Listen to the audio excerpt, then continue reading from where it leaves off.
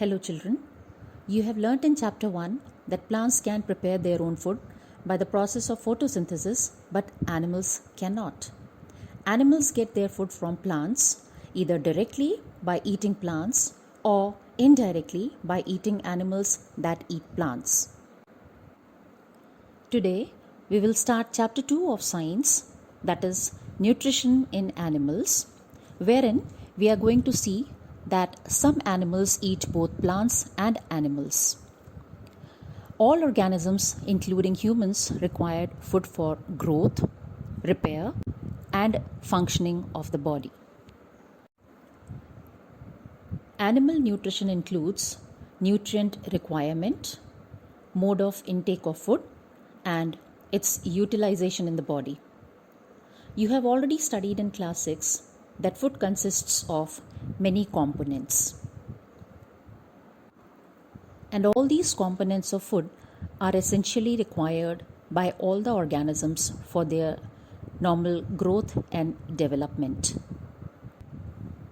The mode of intake of food may vary from animal to animal. We have already seen in Chapter 1 how plants are capable of making their own food with the help of raw materials from the nature. In this chapter, we are going to see and take example of a few animals wherein the mode of intake of food will be clearly dealt with. The food is broken down inside the body of an organism and it is utilized for performing various functions including growth, repair, maintenance, and development of the body. Nutrients are the components of food essentially required for our body. Now let us try to remember what all components of food we have learnt in Class 6. As you must be able to recall, the various components of food are carbohydrates, proteins, fats, vitamins, minerals, roughage, and water. All these components have their own role to play in the development and growth of an organism. The food that we take in is a complex mixture of various substances. These complex substances cannot be utilized as such. Therefore, some components like carbohydrates, proteins, and fats are complex substances and they have to be broken down into simpler substances. Here in the figure given, you can see that a complex substance by the process of digestion is first broken down into simpler substances, and only when the food is broken down into simpler substances, it can be absorbed and utilized by the body. Different animals take in complex food material and break it down into simple form in the body. The process of breakdown of complex components of food into simpler substances is called digestion.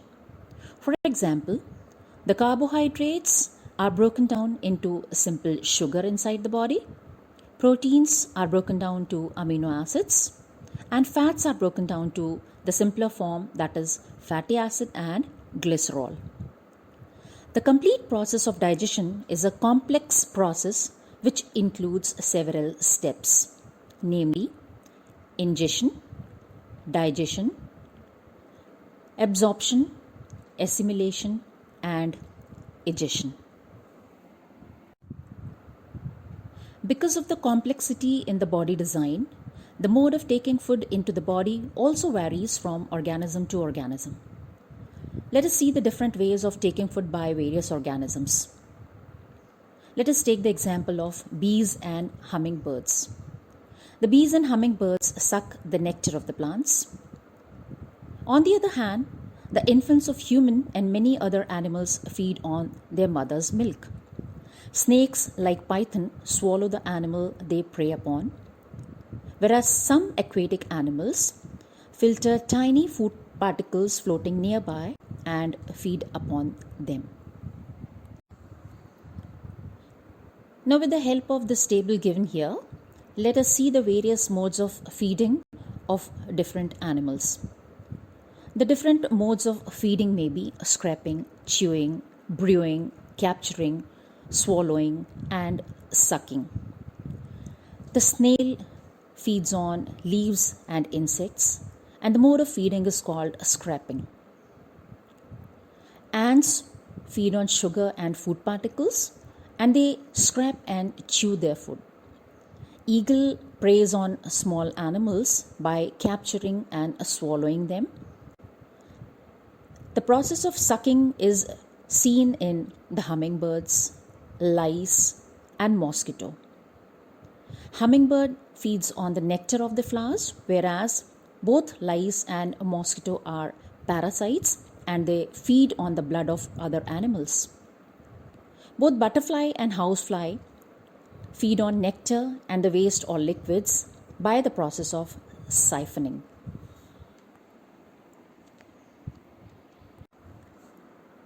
The world is full of amazing creatures. One such creature is a starfish, which is an aquatic organism. The starfish feeds on animals covered by hard shells made up of calcium carbonate. After opening the shell, the starfish pops out its stomach through its mouth to eat the soft animal inside the shell. The stomach then goes back into the body and the food is slowly digested. After going through the various modes of feeding in different animals, let us start with the process of digestion in humans. In case of humans, there is an entire system called as the digestive system which helps in taking in of food, its breaking down, its absorption, and its utilization by the body for making various components, that is complex components required essentially for the growth and development of the body. You can refer to the figure to understand where exactly the digestive system in humans is located. It is the abdominal section that has the major digestive organs present, along with some glands which also help in the process of digestion. As you can see in the figure, the tongue helps in taking in of food. The food goes from the mouth into the esophagus and then to the stomach, small intestine, large intestine, rectum, and then the undigested food is passed through the anus. The human digestive system consists of the alimentary canal and the secretory glands. The alimentary canal consists of the buccal cavity, also known as the oral cavity or the mouth, the esophagus, also called the food pipe, the stomach, the small intestine, the large intestine ending in rectum, and the anus. The main digestive glands which secrete digestive juices are the salivary glands, the liver, and the pancreas. The stomach wall and the wall of the small intestine also secrete digestive juices and help in the process of digestion. We take in food through the mouth, digest and utilize it. The unused parts of the food are defecated. The food passes through the continuous canal which begins at the buccal cavity and ends at the anus. The food components gradually get digested as food travels through the various compartments. Now let us know what happens to the food in different parts of the digestive tract. We will begin our journey of the alimentary canal from the first part, that is the mouth and the buccal cavity. Food is taken into the body through the mouth. The process of taking food into the body is called ingestion. We chew the food with the teeth and break it down mechanically into small pieces. Each tooth is rooted in a separate socket in the gums. Our teeth vary in appearance and perform different functions. Accordingly, they are given different names. The incisors are the cutting and the biting teeth. The canines are the piercing and tearing teeth. The premolars and the molars are the chewing and the grinding teeth. All these types of teeth and their arrangement can be observed in the given figure. Now, there are two different types of teeth in the humans: the milk teeth and the permanent teeth. The first set of teeth grows during infancy and they fall off at the age between 6 to 8 years. And these are termed as the milk teeth. The second set that replaces them are the permanent teeth. The permanent teeth may last throughout the life or fall off during old age. As it is said, too much of anything may be harmful for the body.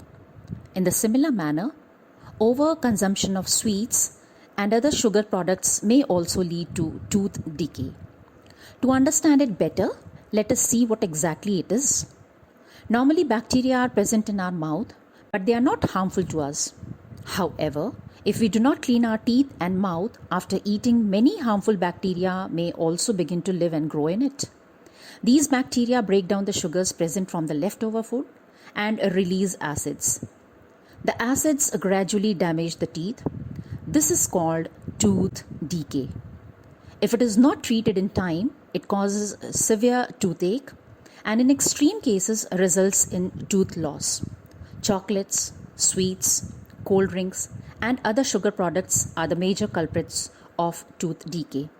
Therefore, one should clean the teeth with a brush and dental floss at least twice a day and rinse the mouth after every meal. Also, one should not put dirty fingers or any unwashed objects in the mouth. The following figure shows how the tooth gets decayed in the process of overconsumption of sweets and other sugar products. You can see in the figure that the enamel, the outermost coat, by the action of bacteria on the tooth gets decayed and a cavity is formed. This cavity reaches towards the pulp, and this is how gradually the human tooth gets decayed. The teeth help in biting, chewing, cutting, piercing, and grinding the food. But this will not complete the process of digestion in the mouth unless the food is mixed with a slimy fluid called as the saliva. The salivary glands present in the buccal cavity secrete a slimy fluid called as the saliva, which mixes with the food in the buccal cavity and helps in the digestion of starch. To understand the effect of saliva on starch, let us perform an activity. Take two test tubes, label them A and B. In test tube A, put 1 teaspoonful of boiled rice. In test tube B, keep 1 teaspoonful of boiled rice after chewing it for 3 to 5 minutes. Add 3 to 5 milliliters of water in both. Now pour 2 to 3 drops of iodine solution in each test tube and observe. You will see that in the first test tube, the color changes to blue-black. This is because the boiled rice contains starch, which shows a positive result when iodine is added to it. But in test tube B, since the boiled rice has already been chewed and mixed with saliva, the enzyme salivary amylase digests the starch, and so the result is negative in test tube B. That means the color does not change to blue-black. One more organ that is present in the buccal cavity and helps in the process of digestion of food is called the tongue. The tongue is a fleshy muscular organ attached at the back to the floor of the buccal cavity. It is free at the front end and can be moved in all directions. We use our tongue for talking. Besides, it mixes saliva with the food during chewing and helps in swallowing food. We also taste food with our tongue. It has taste buds that detect different tastes of the food. With the help of the diagram, you can see that different parts of the tongue are responsible for detecting various tastes that is there in the food. The tip of the tongue is shown by the pink color, is used for detecting the sweetness in the food. On the sides shown by the blue color, the tongue helps in detecting the saltiness in the food. The sour taste of the food is detected by the lateral sides shown by green in the figure. The bitterness in the food can be sensed by the inner part of the tongue that is attached to the floor of the buccal cavity. So these are the regions of the tongue for different taste. The buccal cavity leads to a narrow pipe-like structure called as the food pipe or the esophagus. The swallowed food passes into the food pipe or esophagus. The food pipe runs along the neck and the chest. Food is pushed down by the movement of the wall of the food pipe. Actually, this movement takes place throughout the alimentary canal and pushes the food in the forward direction, that is, downwards. You can see in the figure how the food is pushed in the esophagus in the forward direction. It is alternate contraction and relaxation of the muscles of the alimentary canal that push the food in the forward direction. This movement is also called as peristaltic movement or simply peristalsis. No digestion takes place in the esophagus. It is simply a passage through which the food reaches into the next part of the alimentary canal, that is the stomach. The stomach is a thick-walled bag. Its shape is like a flattened U, and it is the widest part of the alimentary canal. It receives food from the food pipe at one end and opens into the small intestine at the other. The inner lining of the stomach secretes mucus, hydrochloric acid, and the digestive juices. The stomach is highly muscular organ where the food remains for a long time and gets digested. The protein gets digested into its simpler substances in the stomach.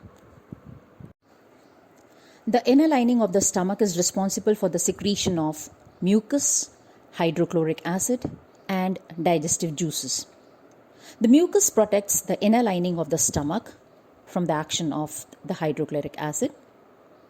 Hydrochloric acid, on the other hand, helps in killing many bacteria that enter along with the food. It also makes the medium acidic so that the digestion of protein can easily take place in the stomach. The wall of the stomach secretes certain digestive juices. They are responsible for the breakdown of proteins into simpler substances. The food then passes into the next part of the alimentary canal, that is the small intestine.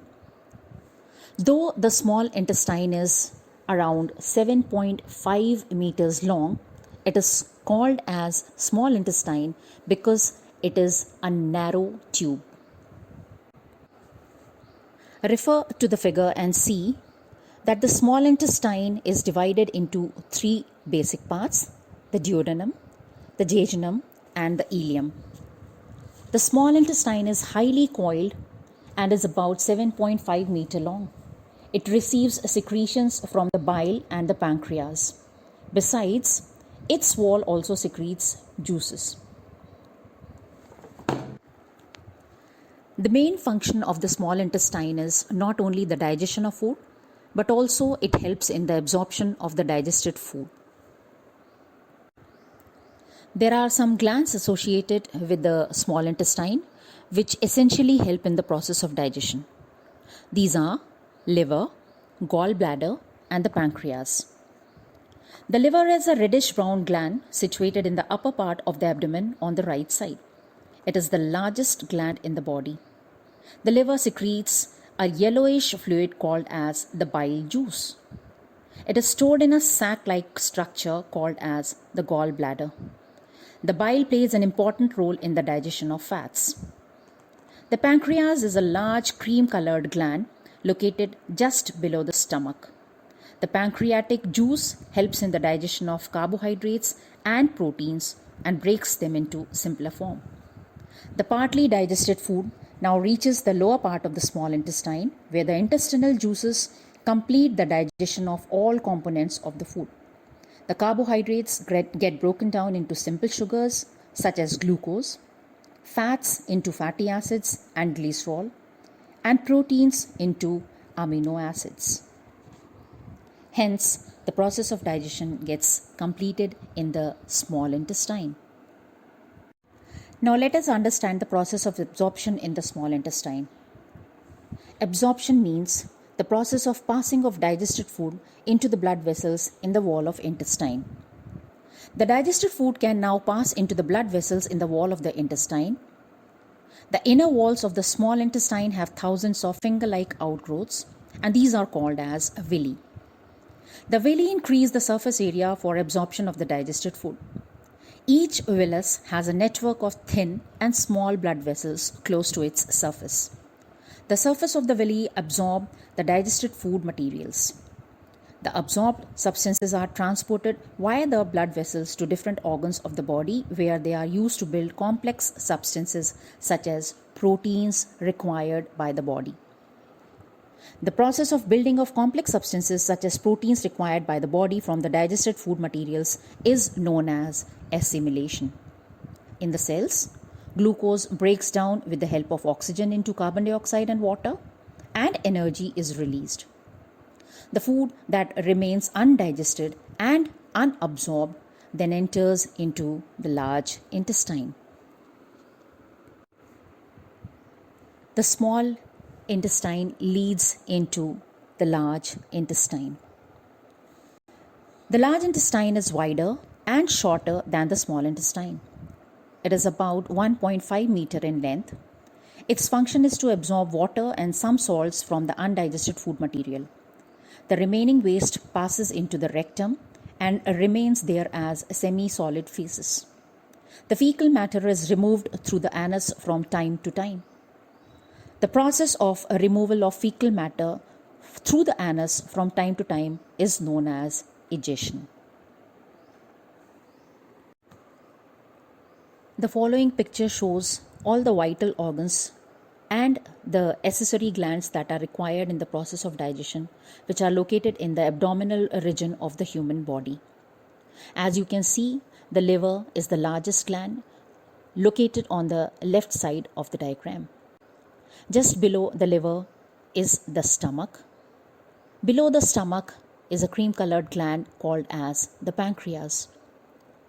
The small intestine is highly coiled and placed between the folds of the large intestine.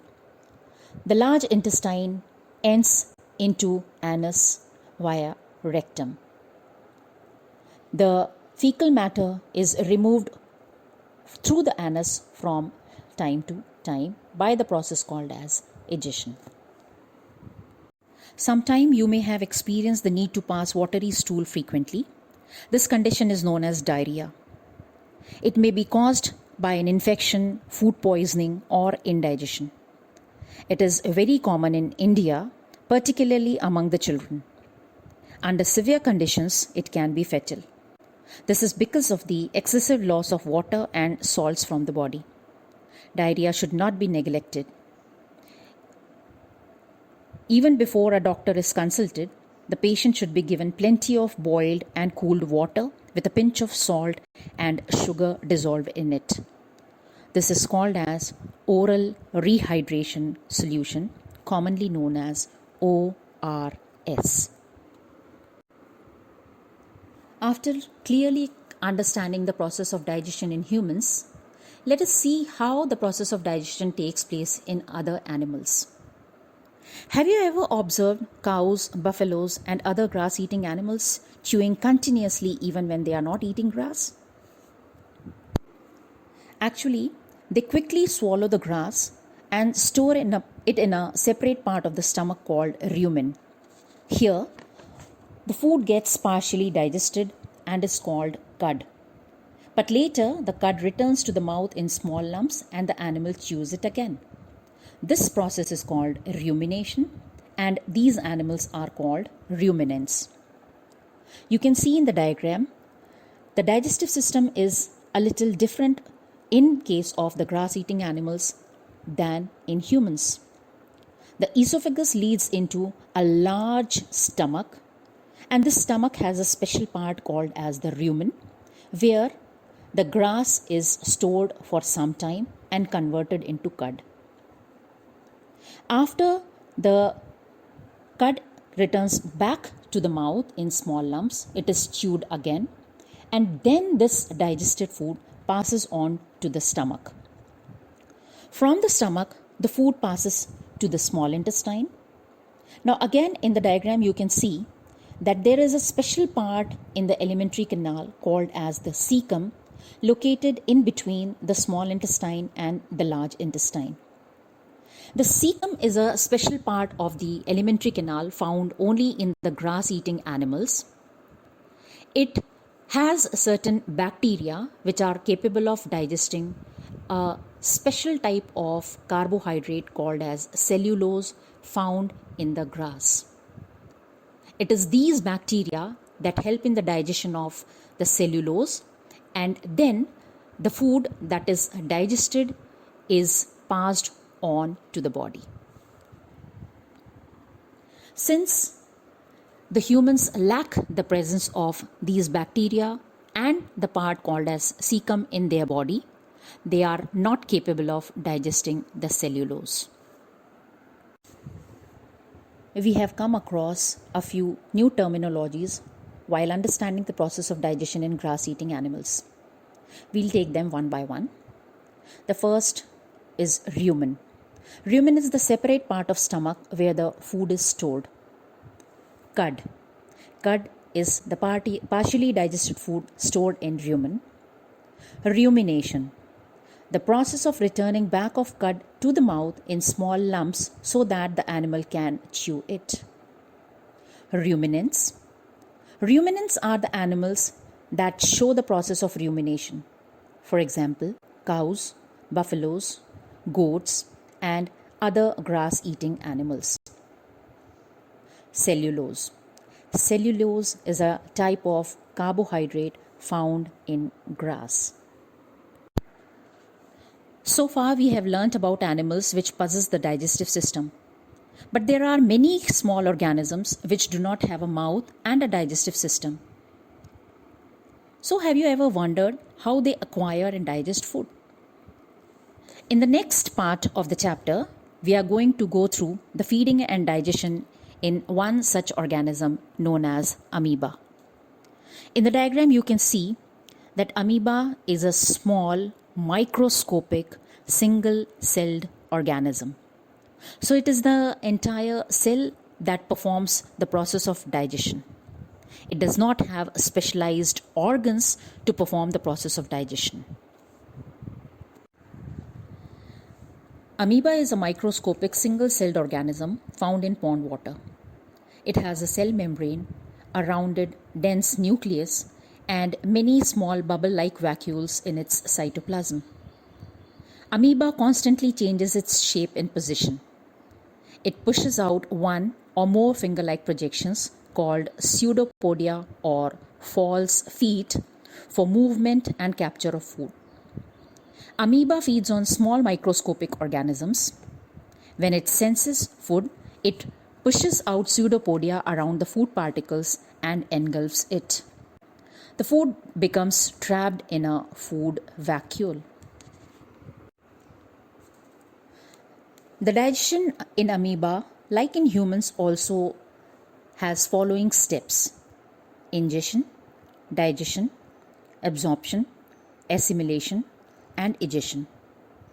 From the following diagram, you can see how the food particle is sensed by the amoeba.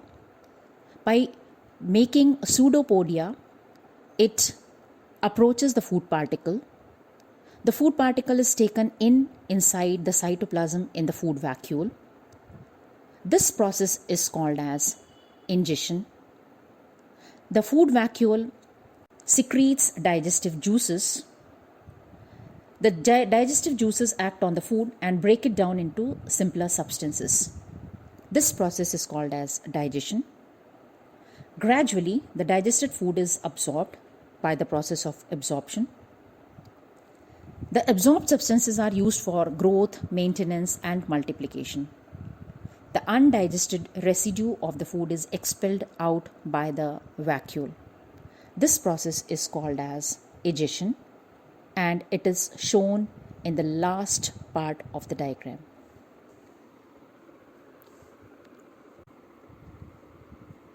The basic process of digestion of food and release of energy is the same in all animals. Let us now summarize the chapter by taking important points into consideration.